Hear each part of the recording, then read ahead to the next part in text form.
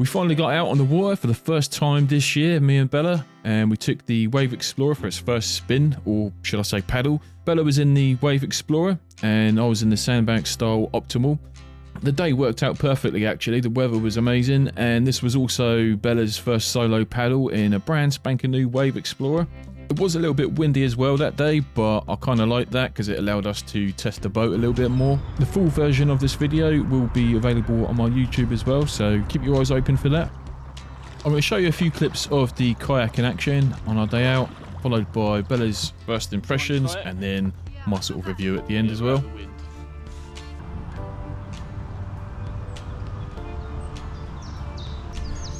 What are these things that ache? They're muscles, Bella.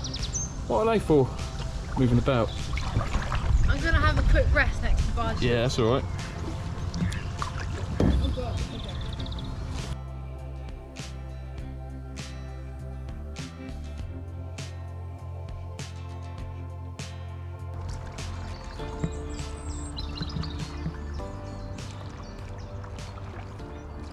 How does it feel better, tracking wise? You know, like when you paddle, does it go side to side quite a bit, or is it alright, would you say? Or like side to side? Yeah. Or like side to Kayaks will naturally go left to right. But how do you feel? It's a shorter kayak, so it will go side to side more than our big three-seater. But does it feel like it goes in a straight line alright? Yeah? Yeah, look at it. That's good. So this is a close-up view of between mine and Bella. That's how close we are in our kayaks. As our foot position. That's there in a one-seat configuration. So I was saying, I think you'd get one adult and a toddler in there, or a dog, definitely. I think Bella, if she moved her seat back, you could definitely have like a little dog in there. That's her making use of the footrest. The material itself is really nice. I mean, if you compare that to my sandbag style, you've got nice big tubes on this side. It's really nice. Yeah, well, it's a 3-chamber system, isn't it? So you've got your 2, 1, 2, and then you've got your drop stitch floor. But yeah, it looks really.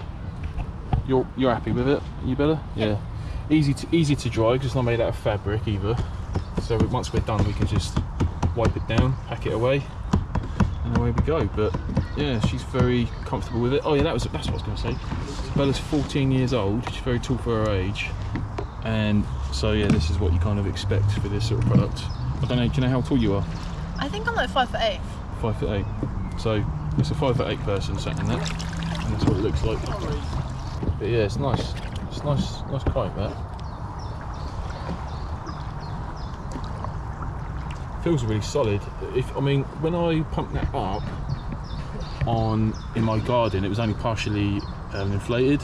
Now I'm seeing it. I've pumped that up to, I think it was about 12 on the floor, and then just under 5 on the sides. Really feels solid now, that boat. I'm gonna have a go in it in a minute.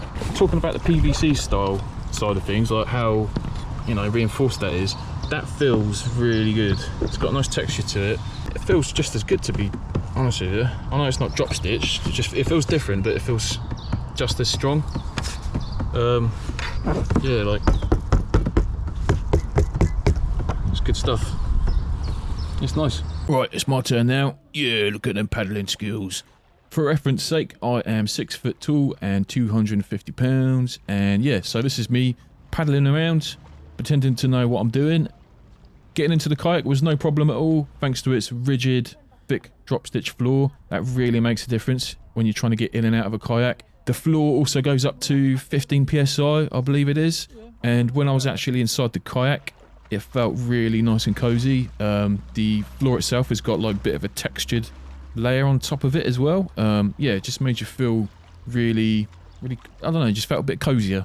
Couple of things to point out is it's not as fast as my Sandbanks style Optimal, and the reason for that is that thing is just quick anyway.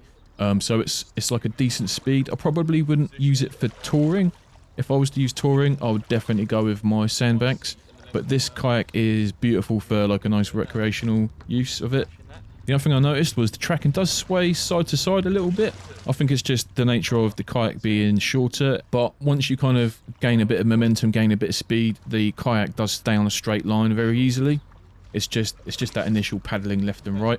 One way I did notice to improve that was to use a longer paddle. At least for me, that seemed to work a bit better.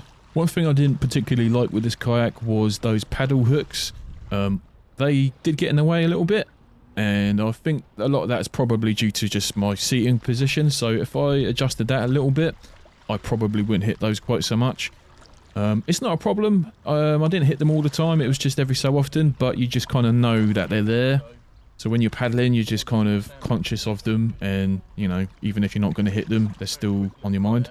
I do recommend this kayak. I think it's a brilliant piece of kit, especially if you can get it cheap. I recommend this for beginners and slightly more experienced kayakers, and this is down to my opinion of its lightness, stability, and comfort.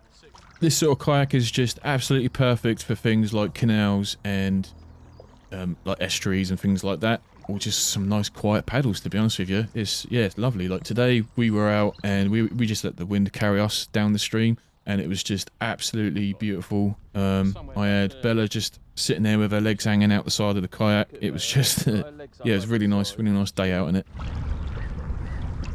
I don't know where she gets that from. Anyway, where was I? If you have any more sort of questions around the kayak, feel free to drop me a comment down below and I'll try my best to answer them. There we go. If you like the video, just remember to, what was it? Like and subscribe.